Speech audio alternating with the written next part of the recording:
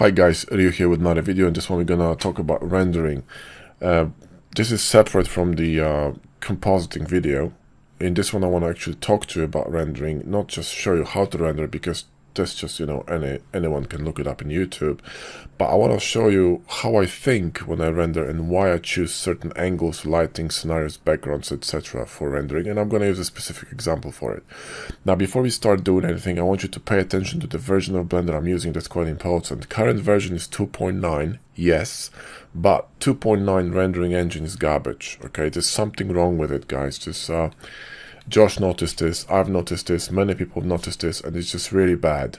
There's some bugs in it, there are crashes, there are extended rendering times, there are things missing, like for example inserts. I was rendering one of the renders, and I have everything enabled in you know, under renders. All the icons here were turned on, the render icons, yet I couldn't render inserts for some reason, you know. And I brought the same file to 2.83, everything was peachy. So I'm sorry, but we're gonna go with 283. It's just the stable version, the fastest render, so I never had a problem with it, so we're gonna stick with this one. All right, so now which file are we gonna be rendering, right? Which image we're gonna be rendering? So this is the render we're gonna go for, guys. Let me just make this a bit smaller so you can see. I'm going to resize my Blender window, I mean my Photoshop window, sorry, and come on, and make it a bit smaller, right? So this is what we're gonna go for. This is the raw render. Oh well, not this one, sorry. Let me just group a group in here and grab a group in here. So Control G and turn it off. That's not this. I have stuck two layers in here, so wait a minute, I need to think about it. I think I need to drop these two as well here, so this should work now. There we go. That's a raw render, okay? So let me just Control 0 this. So that's, you know, before and after. So you can see that I added a bit of a filter. I just added some clarity, etc. But, you know, that's what we're going for, right?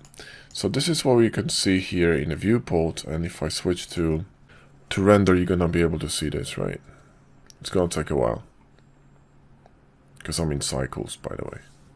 We're not rendering in Eevee, we're rendering in cycles. It's quite important. Eevee is good in certain situations, especially in animation, so like very gloomy, dark, heavy on volumetric sides, you know, but you can't get, you know, the quality of shadows is just not there with Eevee, so we're gonna be definitely using cycles. Now let me just grab this camera here and see if I'm actually locked to view. No, I'm not, so we can zoom in. So I'm gonna zoom in a little bit and show you how it looks. Now let's talk about framing, okay? This is really important.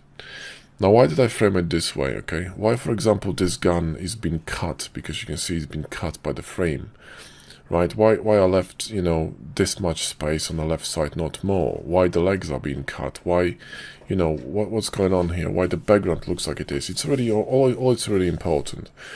The main shape of this mech is the face and the chest, because the face, you know, it's very, very specific shape, very strong one, and it's really important. I specifically set it up so the left eye is visible, so we get drawn to this red light, and the chest is just plain and very powerful element without any details, so it makes this mech, you know, quite powerful. Now the angle is more or less 45 degrees, so probably it's like 40 degrees or something, and the compression on the lens is really strong, and that's important, okay? We are looking at 92 millimeters, which is, you know, which is quite strong. It's not 50, because the standard is 50, which is a bit wider. 92 millimeters is a bit more compressed, meaning you're getting closer to orthographic view, okay? So you are having less distortions, and the whole image appears more straight. And I think it adds power to this. Also brings everything closer to one another, so all the elements are gonna compress. Now the framing is 16 by 9, so it's the 1440p, so 2560 by 1440, so that's 16 by 9. This wouldn't probably work in a wider framing. You would need to zoom out, because, you know, in 21 by 9 it would just cut too high, and I wanted these knees to be in the frame because they're a very strong element. You need some base. Also, if I lift this frame higher, I would cut this mech over here, you see, and this is really important. All this this curve, all this form of this mech is really important to me because it really sells well the whole idea and the concept design, right? Now, the gun is cut because this one closer to camera is not important, because this one actually tells you what's the shape of the gun. This one simply is used as a frame filler. Okay, the same here. I mean, there is necessary space in here, but not too much. If I push this mech a bit further to the left, it would be too much clamped. If I pushed it a bit to the right, it would stand in the middle. It looks silly. Because the mech looks this way, right? Okay, this way. So you need to leave him some space, okay? Another problem with this image is that since I'm using decals for the scene, so you can see the scene is very simple. There are two planes. I just have a very regular material, which is non-metallic, a bit of roughness, so it reflects light, but not too much. And they're just simply two decals placed in here and just scaled up. They're from my decal pack. From the 45 decals, I think, that's the pack, yeah. Available on Gumroad for like, I don't know, I don't remember, I think it's like $10 or something. So one of these, right?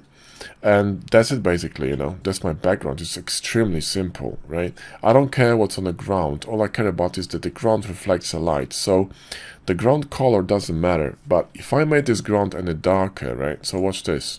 If I go back in here, right, and I zoom out, and if I make this ground darker, I mean, probably this one's gonna shift as well. But if I make this darker, all these shadows, right, would close. So watch on the shadows, right? Watch the shadows, and I'm going to, you know, reduce the brightness of this material, right? Go really dark on it. Wait for the cycles to look at this. Look at these shadows. And that's just the floor, yeah. See the shadows. So I need to go bright in here to get reflection from the ground back on the mech, right? So I get this reflection back onto the mech from the ground. See what I mean? Everything opens in here, and this is important because you do need shadows, but you need to see form, right? Light is falling from over there, okay? Somewhere, right? And bounces back to the mech and bounces from the wall and back onto the mech. So if these walls were dark, you would get less bounce from the light, okay? I mean, light wouldn't bounce so much around. So that's why my walls are white. Also, I want a bright background because the mech is actually dark, so it's gonna pop. If the background was dark, it would just melt together. It wouldn't stand out. In fact, I'm thinking that maybe a better solution would be to change these to something brighter. So let me switch this very quickly to Eevee for a second, right? And let's grab this decal and match it with, you know, just make it white, right? So D and match it with white. And now this is gonna kind of disappear in the background. Probably gonna be even less strong than it used to be. Okay. Okay, let's switch to Eevee for a second so I can show you around a bit, okay? Now the background, we don't need this, by the way. This is from Kidopes. The background, you know, the light comes from there, and why is it coming from there? Well, my camera is in here, right? So my angle of my camera goes this way, okay? My light comes from here, more or less. The majority of it, because this is, you know, this is overcast, so the light is from everywhere. But you can see clearly the sun is somewhere behind the clouds over there, meaning that's the brightest point. So the light flows from here. So if you look closely at this mech, right, there are highlights on the right side and shadows on the left, meaning we are shooting on the shadow side. This is shadow side. You usually shoot women on the shadow side, okay, to make them appear slimmer. But in this case, what I'm trying to do is actually build a form. And what I mean by that, you got shadows on this side, right? And the light comes from this angle, meaning the shadow is going to be quite pronounced. And this builds form. This really makes all these parts pop. If the light was coming from behind the camera, everything would be flat. Now, the reason why I don't want it to be flat, because I want this mech to appear aggressive. Okay, I want it to be strong, and this actually creates a very strong shadow, right? Very strong, kind of like a contrast in this, you know, croonies and cracks and whatnot, okay? But the light overall is very flat, meaning there's no like harsh highlights, it's just a very flat kind of even lighting. And this is what I want, because again, I want to present as many details as possible without actually drawing attention to a very specific area. Although what I what I do is I use colors of lights, so these blues and reds, so you got red lights here, here, and here, which creates sort of like a triangle within which I'm locking your eyes to travel, okay? The light design is basically very specific, there's no accidents in here, okay? So this was done with premeditation to not just lock you within this specific pattern, but also to emphasize this width on the top of the Mac, because the lights go from here to here. Then your eyes usually gonna be drawn first to to warm colors, so red, right, and then blue. But these are definitely points of contrast and interest and saturation where eyes gonna travel. So first you're gonna go to the face and the red eyes, because we do recognize the face, and humans always go to the face first. Your eyes gonna go to the faces, and then you start spinning around and start admiring, and you start circling around in this form and start discovering other parts of this of the design. And that's exactly how I built it. Now I'm thinking that this might be a bit too strong, so possibly this render with a white background could be more beneficial to us. Okay, this one, right? Possibly. That's what I'm that's what I'm thinking. Okay, this could be a bit better. So we're gonna try this. In fact, this AO is a bit too might be too strong. So I might go to adjust A for AO, and you can drop this AO a little bit down. You see, like maybe so it's not pitch black, right? Just like blackish. All right, and you can switch to cycles and gonna be peachy. So that's the background, okay?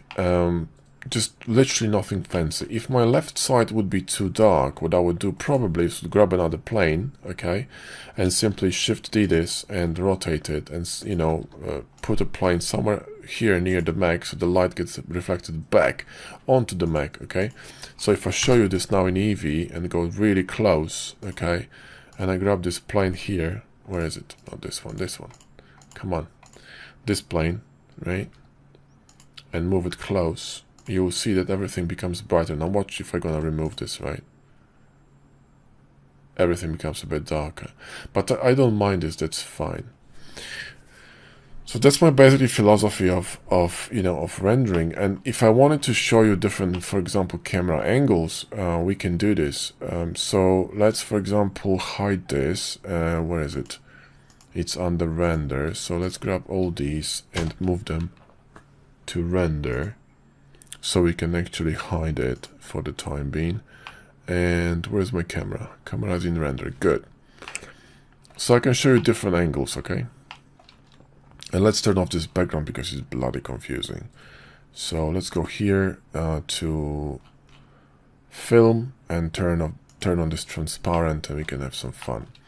Another render that could be quite interesting. You see, this is kind of a thing. So it's from my ArtStation, right? You can just you can go there and have a look in the high res, but this is a quite interesting pose that you could take, and it's really wide. This is 21 by 9. Same with this one, very cinematic. And frontal deadpan could be also interesting. It looks very intimidating with those kind of like a angled guns and very strong silhouette with these pistons going diagonally outside. For this one, what I would do is I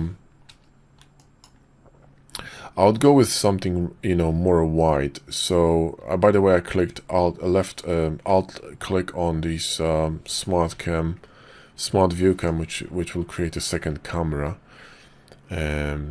so you can play with it. This one probably I would need to change the focal length, because you see what happens, right?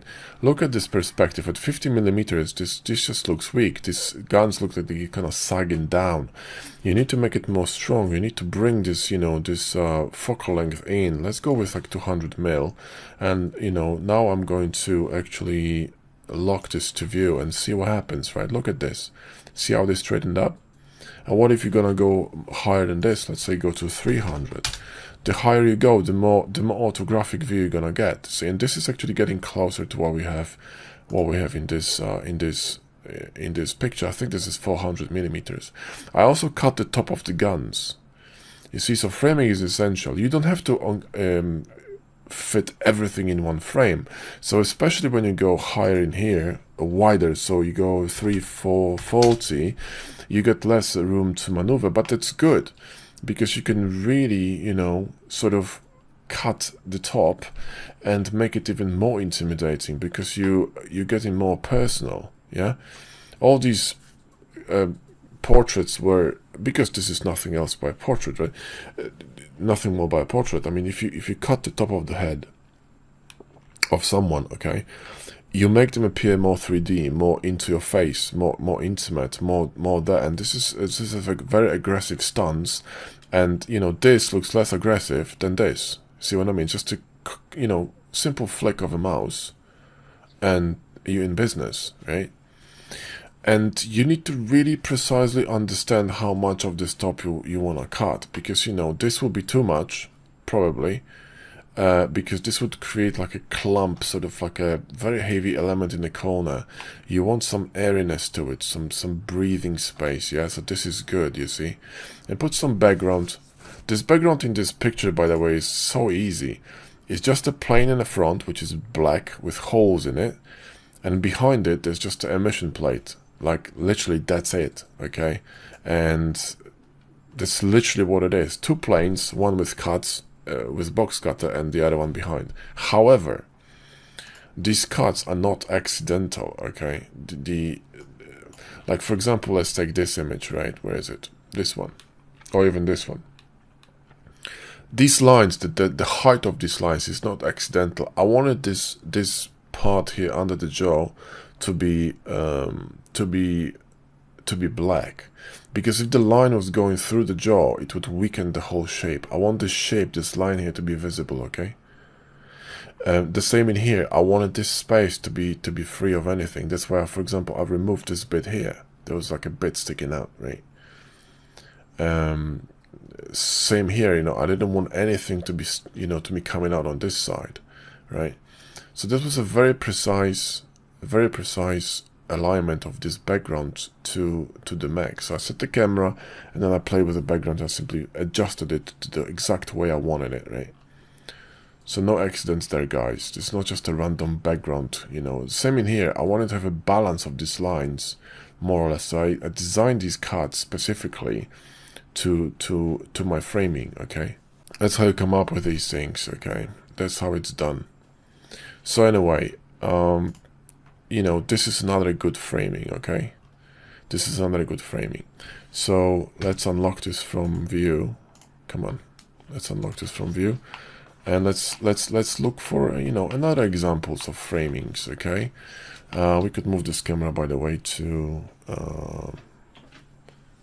M to render, right? So when I turn the renders on, hopefully I'm gonna get two cameras. Now you see, I'm gonna leave it for you so you can jump from camera to camera very easily by pressing Ctrl-0, so you can actually retrieve my, you know, retract my steps. But for this one, you would need to change the background. You cannot render it like this because it's gonna be optically left side heavy with all these shapes, right?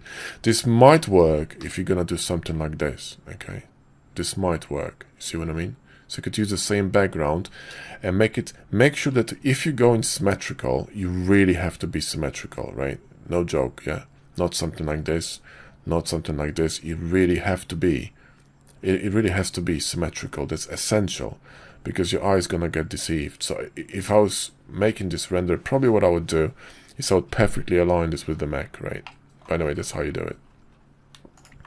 So let's remove this one for a second from our view, and the same with these two decals. I don't even know if I can remove them, and hopefully they're gonna jump. There we go, decals render. Let's turn them off. Now let's look at for other places that we could slap cameras onto, right? This camera, I think it's an old camera. Let me see what it is. It's probably a back view. Oh, there you go. It's also pretty cool. I think that's the camera, although this one is a bit more cut, but it's more cut before because this camera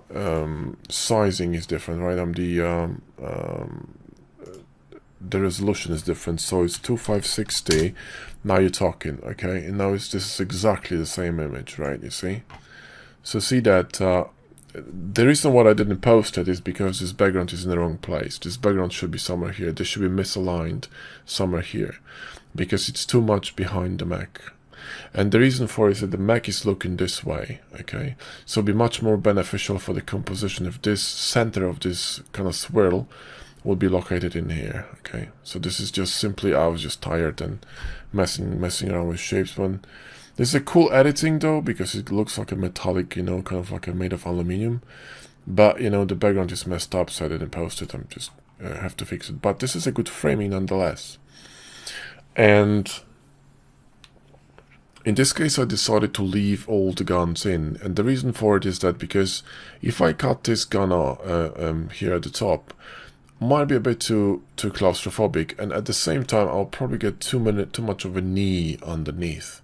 So you either cut it off, or you leave a bit more of it. You know, optically it will just look a bit better. Also, the focus here is the back and the pipes, not the legs.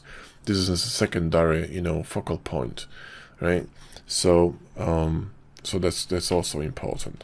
You could drop, you know, you could drop some shots from the side, which is also great.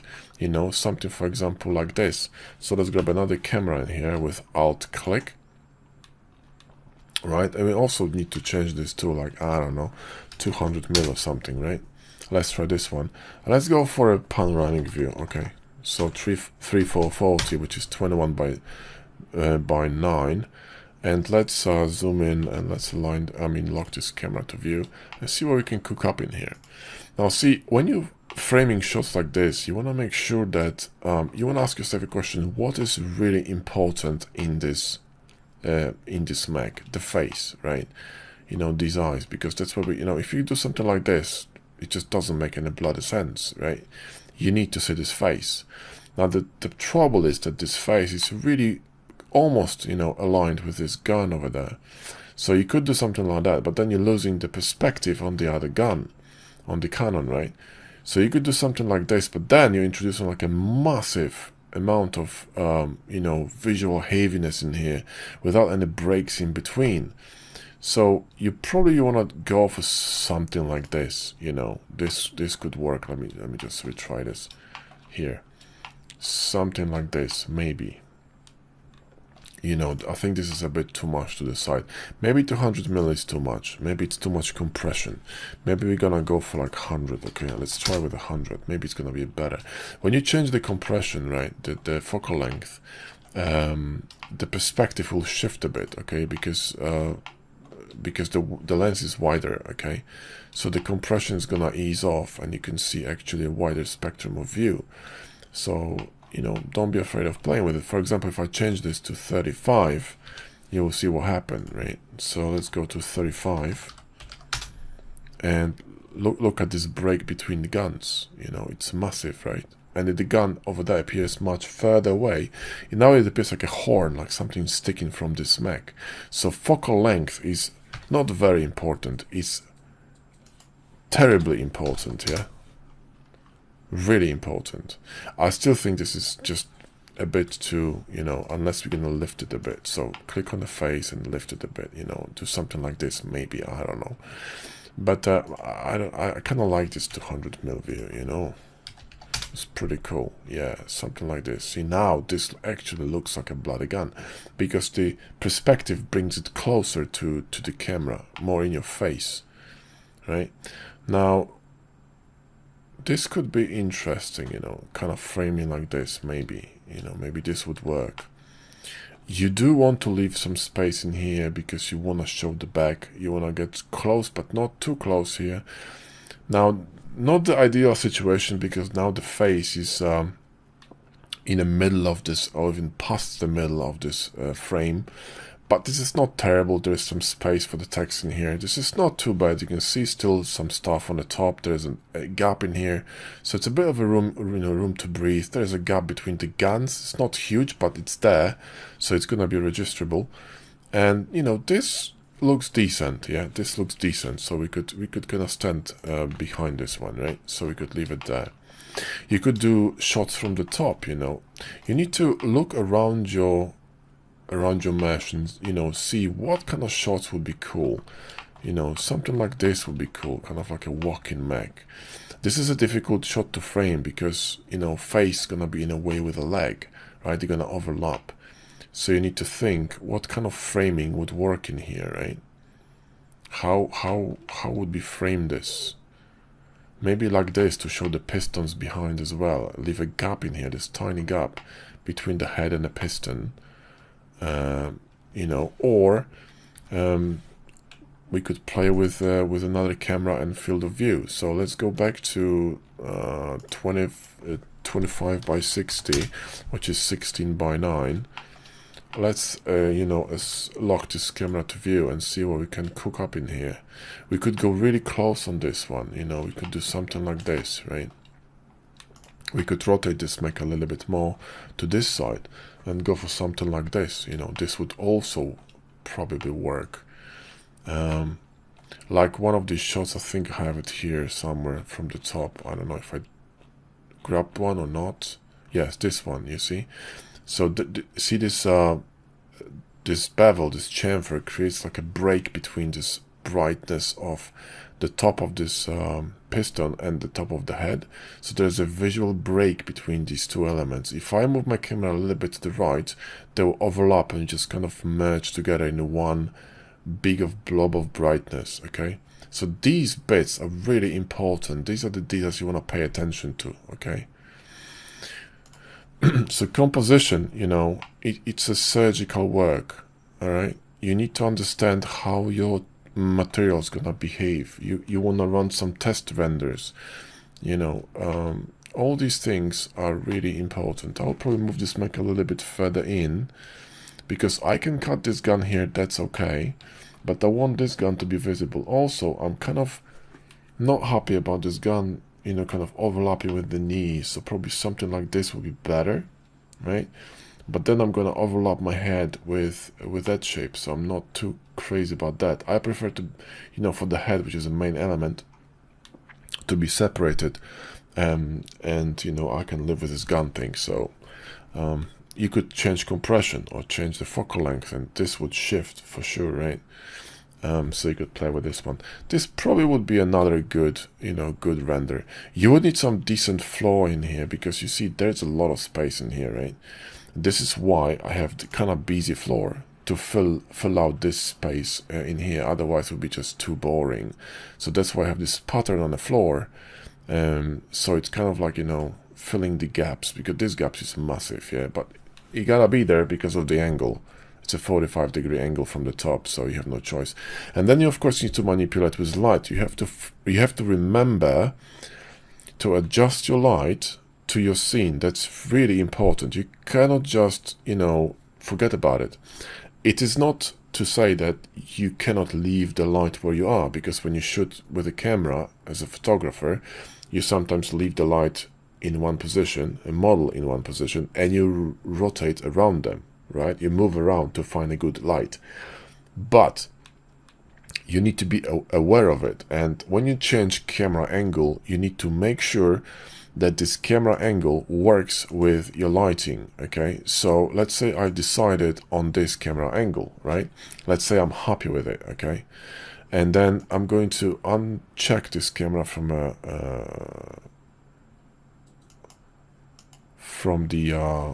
unlock it from the view, so you know I don't accidentally move it. And now I can play with my lights. So I'm gonna go back to Eevee, okay, and I'm gonna go back to my, you know, here to my shading editor, right, and go to world, okay, and use this slider. I'll tell you how to set all these nodes up in a minute, so don't worry about it. I use all this slider, and we are at 794, so I'm gonna remember that. And when you move this slider, the light's gonna shift on the model, you see. So maybe we want a light coming from this side because camera is pointing from, you know, from here. So we want a light coming from the other angle. So again, we're gonna get this form building up, all these plates, you know, that are horizontal to the background, I mean the parallel, horizontal to the background, they're gonna pop, you know, with light, because light's gonna reflect from these surfaces back to the camera, from the knees, from all these surfaces, right? So you wanna play with this light, yeah. 794 was it? Okay, so that's that, you know, and I think that's enough of cameras for you. I think you should be fine. You got a few of them, and I'm just gonna leave them in.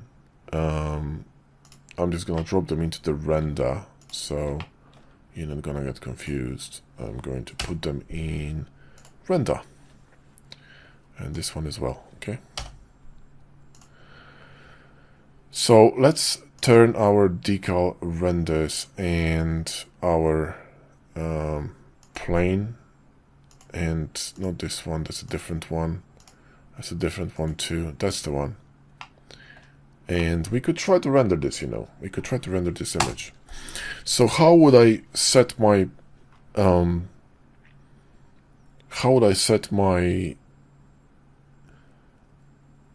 Blender for rendering? That's important. First of all, we're gonna render in cycles.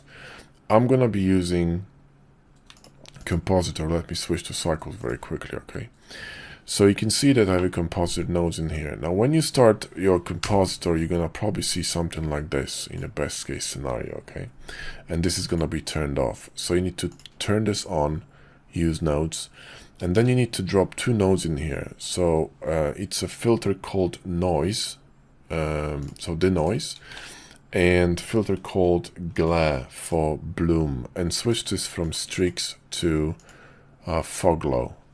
Then you need to, on the desktop here, you need to go here and enable denoising data. This will enable all these nodes. I need to connect denoising normal to normal and denoising albedo to albedo, and then you are done. Go to layout. Now, with this denoiser, you can go really low on samples in cycles. You can go as low as 250 or even lower. This should be your rendering the max bounce settings. Okay, you can go even lower here if you want to. Do not go lower below 4 on transparency and transmission if you're using decals, because you will get the alpha edges rendered as kind of like a noise around your decals. It looks awful. If you're using volumetrics, you need to enable volume, but since we don't have to worry about it. You don't have to worry about reflective caustics and refractive caustics. You could enable them, but you don't need to. Also, we don't need this hair bullshit, so we can turn it off. And now, in performance, that's quite important here. Under tiles, you need to make sure that you enable the correct value. And this I cannot tell you, because it depends on your machine. In my case, it's 2048 by 2048, which means the computer will render 2K tiles at once. Okay, so in this case, since I'm using the size of 2560 by 1440, I'm gonna be rendering 2 tiles. So in 2 passes, I'm gonna have the whole render finished, meaning I'm probably gonna get this render within a minute with the noiser in cycles, in 4040p at 5 million polys, right? So that's how important this compositing is, right? This is essential for your rendering. And by the way, glare will give you the same effect as bloom in Eevee, so you don't have to worry about bloom, right? Now, this part here is quite important too, okay? So if you are using Node Wrangler add-on, which is a Blender native add-on, and you can enable it by simply going to add-ons, typing Node Wrangler here, enable this, save preferences, and you're good to go. You will not see these three nodes. So all you need to do is simply select this node here, which is called background, and press Ctrl T, right?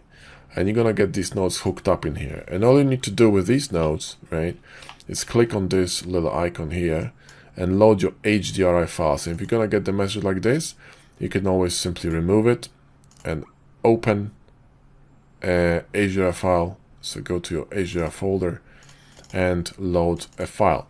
Now, if you're setting your render, it's okay to load a 4K, but if you're rendering your image, I would suggest 16 or 8, 8K file, okay? I'm gonna be using 16 because I like quality. Another important thing is the resolution, so 2560 by 1440, and you also need to make sure that the quality of your output is set to TIFF 16-bit at least, because that's gonna give you a good quality. Possibly not possibly, but for sure the OpenEXR is better quality because I think it's 32 bits, but it's a bit of a bastard to work this in Photoshop because it changes color spaces. So anyway, I just use TIFFs and I'm fine. And you can create beautiful clean images with this. So do not render JPEGs 8-bit. Do not render PNG 8-bit because it's garbage. If you want to post-process your images, you need quality images to work with, and TIFFs are good, right? So that's that. And a last thing, you need to make sure that under Preferences and System, you have enabled your settings for the graphic card and processor. Now, I cannot tell you which one is best for you. Like, for example, for me, if I enable my processor, even though it's a decent one, I'm gonna get double time of the renders. So only enable the card does the trick. You could try optics, but be warned, it just throws errors sometimes. So even though it's faster, almost twice as fast, at 1 minute renders, I just don't care. So anyway, guys, I'm going to render this image with this white decal, and I will very quickly show you how I would do it. Now, there's one more thing that I would suggest you do, okay? I would suggest you update the, I would suggest you that you regulate and adjust the exposure of your background. Now, you see, when I go to Shader Editor, and I'm going to go to World, you can see that, and I'll bring these notes a little bit closer, yeah? You can see that my strength of my background is set to 1. But if you bring it, hold shift, if you bring it a little bit higher, you can see that my light's going to be becoming brighter. Now I'm set it to 3.2, which is probably going to be blinding bright when it updates, okay? We need to wait for cycles to update. There you go, as it's way too bright. But you could pump it up a bit to like 1.2, let's say, okay? Something like this, right? You could do this, okay? And it's going to lift all these shadows up, which is important because we're going to be editing.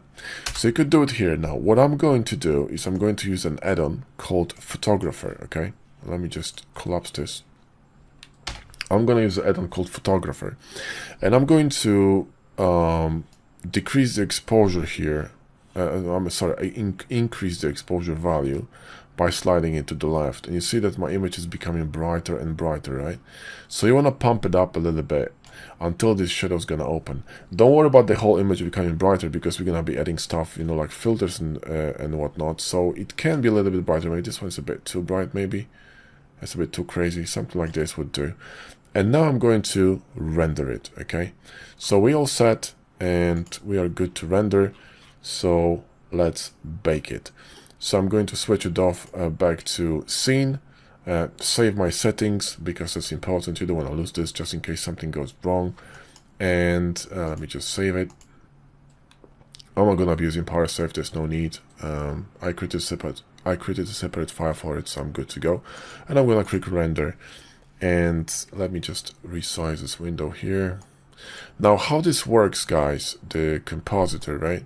You're gonna see the compositor popping in at the end of the render. So you're gonna see like a noisy render until the end of your rendering, and that at the end, everything is gonna simply clean up, and the glow, the bloom's gonna pop. You can see now, I told you that at my tile size, my render is gonna be rendering, I mean my Blender is gonna be rendering in 2 sections. So first is rendering this bit, and now it's rendering the other bit. Now I need to reset my camera because something is not right with the settings of my camera, or my Mac is actually turned off in render, so I need to turn all these things back on because it's switched off in render. Also, let me just see if my inserts are turned on here. No, they're not. Now they are. And now we are good to go. So let's try this again, shall we? I've noticed one thing that I fixed that I haven't fixed in this render. You see this light here on the gun? It should be here as well. I'm gonna cancel this. And I'm gonna fix it really quickly, okay?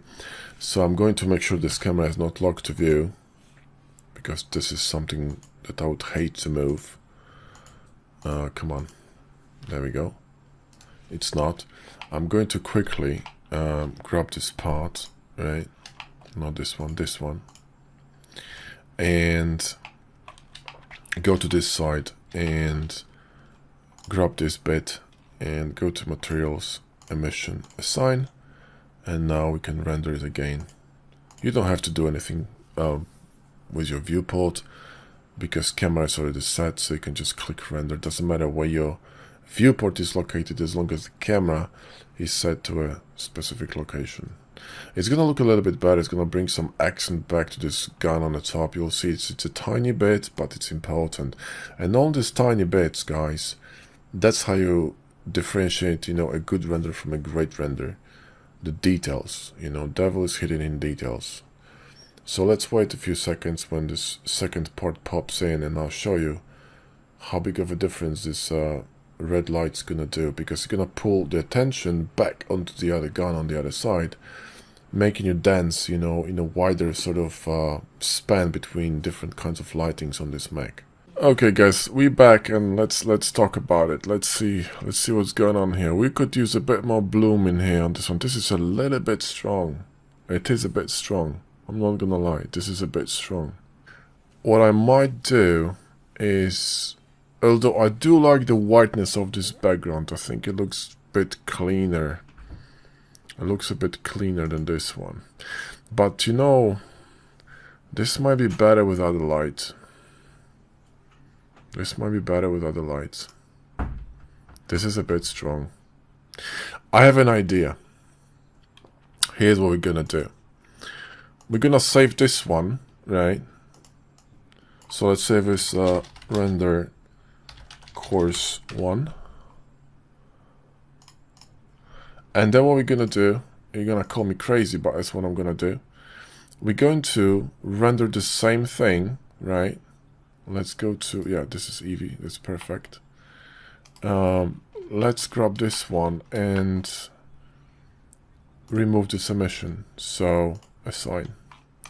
And I'm going to render this again. And I'm going to blend both files to make this bloom a little bit weaker. Another thing that's quite important that I haven't talked about yet, this is the background, okay? So check this out. When we're going to go to this camera view, right? You can see that even though I have depth of field running on this camera, where is it? Here, at 2.0, I can still see very sharp this background, and it really disturbs me because it's competing with the shape of this mech. Now, if you look at this final render that I have in here, you can see that the background is blurred, yeah? Now, how did I do this? If you do it in Photoshop, you would need to be very precise of how you're actually tracing this stuff around and maybe blur it by hand. It's too annoying. So the way I did that is I rendered the mech without the background, only with the floor, okay? So what I did was I switched off these two decals and the wall, and I rendered the mech, and then I rendered the wall on its own, just the wall, yeah? And what I did was I brought it into Photoshop and I blurred the wall and simply put the mech on top of it. And it looked as if it was, because the lighting is the same, the angle is the same, the color is the same, everything is the same. The only thing is that you're blurring separately both items. So I blurred this background separately, and you can see it in here as a wall, which is blurred. And and that's a mech, which is where is it? Just a mech. I got a mech somewhere here. There you go. See, just a mech, right? And I literally blend them together, right? So that's how I achieve this effect. There's no way you can do it because simply the wall is too close to the mech, and the depth of field, even at 2.0, is not gonna pick it up. So you need to go really, much lower than that. And you're gonna get some weird distortions, and this is probably the better way of doing it. Also, by doing it this way, you're making the background appear much bigger, because the only way to achieve this effect is if this wall was further away. For this wall to be further away, these decals would need to be freaking massive, right? Because the perspective, right? So it makes this whole structure behind him appear grandiose, like really powerful, like some kind of a huge facility of creating mechs or something. So, That's how you do this, right? So it's a simple trick, but very powerful. Yeah, see, that's much better, you know. This is much more relaxed. I thought it's gonna be good, but I thought it's gonna be just a tiny one like this. But what we can do is we simply can adjust this light later on in Photoshop and see we can play with the values, and we can overlay these two makes on top of one another. Since these are two identical renders, the only difference is the lighting here, and you know, we can see if things gonna improve, right? Now you can see that the timer is stopped and compositor is working, so the image is being denoised and these elements are gonna get bloomed, and you will see when this timer goes down to 0, everything's gonna pop. You'll see this immediate effect at the end. It's quite satisfying to watch, actually. So watch this. Watch the lights. Boom. And that's your bloom effect, right? So anyway, guys, let's save this one as a render course 2, and let's bring these two to Photoshop, and you know, I'll show you how to do this. In fact, you know what? Let's do it properly. Let's render the background as well. So let's switch off all these, you know, max and whatnot, right? We need to switch off the decals as well, except for these two. So we will need to bring them to another folder. I thought we did that. Wait a minute. Decal render, that's this one, right? Yes, I'm turning off the wrong ones. Decals, right, insert this one. Okay, and now we can actually render just the background. So you see, rendering takes a long time if you really want to do a good job. And you do want to do a good job because it's your portfolio at stake. This is how you get jobs. This is how you get noticed. This is how you get reputation. And that's how people are going to perceive you, by your work. They don't care how much time you spend on it. They don't care how much, you know, how many days you spend on rendering, editing, or whatnot. All they care about is simply the final result, right? Let's load all three into Photoshop. They're going to load as separate layers, which is fine. And I see this is really too strong, so we're going to build it on top of the background. Okay, so let's first grab this one and click on this and drag it with Shift, okay, over this tab and drop it. Do the same thing here. Drag it with Shift and drop it. Now if we switch this off, we can see that we have this light. So what we're going to do is select this one and simply turn the fill on. And I don't know if it's going to work the way we want to. Probably not. Let me just dim it down a bit. Yeah, this is not going to work the way I want. What we could do... this is tough, man. It's a little bit too strong. It's a little bit too strong. What you could do is simply in render move this part inside of the gun. Is going to cut it off, or simply slash it with a edge loop, and just, you know, make it smaller. But this is a little bit too strong. I'm gonna skip this. Okay, I'm gonna skip this. I'm not gonna be using this. So let's increase the value here and simply remove this one. Now you see the background, right? It's separate from the mech. So what I can do is simply go here to what do you call this thing, and find the lens blur. Okay, so you go to lens blur, and we're gonna blur it a bit. You know, don't go too crazy, you know, like crazy blurry, but something like this would do. Now I didn't render the mech, but what I'm gonna do is I'm going to actually grab it from this one, because I have a mech here rendered without the background. So I'm just gonna drop it on top of it here. What? Wrong file. It's in here. And simply select the mech, right? And cut this one from the background. So control click on the mech to make a selection, right? Mask it, and there you go. The only problem is that you need to be careful, because if you have bloom around your mech, the bloom's gonna get cut, which is why I suggest to render the mech separately without the background. But you can see the difference now, right? Clearly. it's much more readable now without this element here being so, you know, so vulgar. And I can very easily work on this part. Now this is a reason why, let's combine it with Shift, Control, Alt and E, why I rendered it so bright, because now I can go here and you see my exposure is really almost at the end of the bright tones, which is exactly what I wanted. I can grab a brush here and increase my clarity and boost my shadows. I can start painting this mech and make it really pop, yeah, with a you know, a clarity brush, right? So just, you know, paint over, see how it pops, this metal, all of it, and just, you know, paint it over. You may want to go a little bit easier on the bottom, so the bottom doesn't pull so much attention. The most important is the head and the, you know, these guns here, right? And then simply click OK, and you see the difference is massive, right? And that's literally all I did. You can play with filters if you want, so you could add some, like, you know, infinite color or some maybe even filter. If you don't have this plugin, you could play with something like a color lookup, you know. You could go here and where is it? This one, color lookup, and you know, we could choose something cool, like this blue one is awesome. It's a little bit dull, so what we're gonna do is simply switch from normal to color, and we're gonna simply grab the color of it, and that's it. And we could even increase some contrast a bit, you know, so drop the dark tones and bring the bright tones out to even separate it more. And look at the massive separation that we achieved with this editing, right? So this one, right? Yeah, that's the one. So let's drop it here on the top.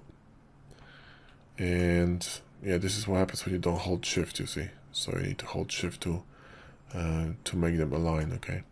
Anyway, this before and after, right? More or less. Well, let's do it properly, shall we? So let's just grab this one and move it with Shift, which will align perfectly. And now you can see the before and after.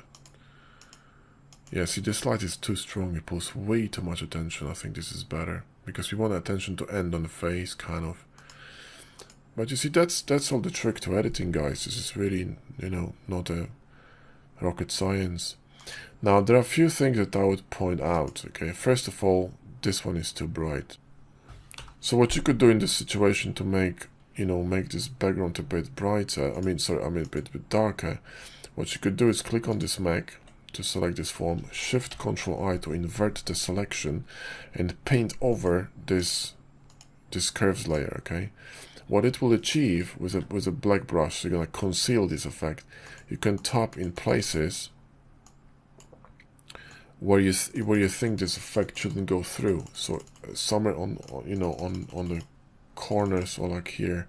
So you see this, if I disable this mask with holding Shift and click on it, you see this changes from brighter to darker, and it starts pulling less and less attention. So I could simply dull it down around this mech to make this mech pop even further, yeah?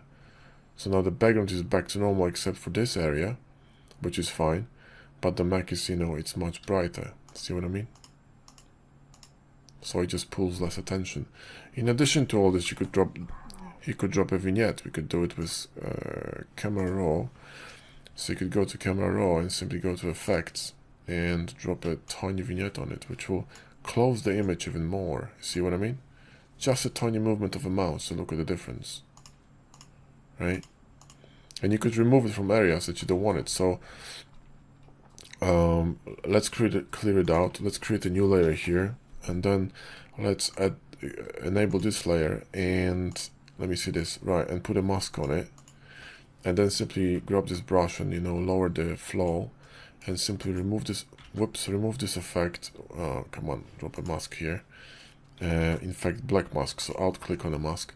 In fact, no, wait, white mask is good, and we're gonna paint with black. So we're gonna remove it from these areas here, you see, when it's really too dark, a bit too dark, yeah? So watch this, yeah? Remove it from here, and you simply paint your effect on it, and you can reduce the flow and just bring it back in a little bit, and it just gives a bit of a framing, you know? It's very delicate and sort of almost invisible, but it makes a huge difference in the end. All these small details, guys, this is how you build those scenes. And then you have praise here for logo or name of this mech and whatnot. And this is how you guys create, create all these renders. So that's it for this video, guys. Hope it helps you out. Hope it, gonna improve your rendering and the way you think about rendering, because it's even more important. This is not a random game of guessing or putting random lights. This is a game of it's a chess game. Okay, you're playing chess with the shadows and highlights. That's what it is, right? It's a very important game because you can have amazing model, amazing materials. If you mess up the render, it's just gonna look like dog's breakfast. You don't want to do that because all this work is being lost. Yeah. In addition to this, you could rescue not such a great model. So you could just make a very simple model and make it look amazing, right? So anyway, that's it for this video, guys. Thanks for watching and catch you in the next one.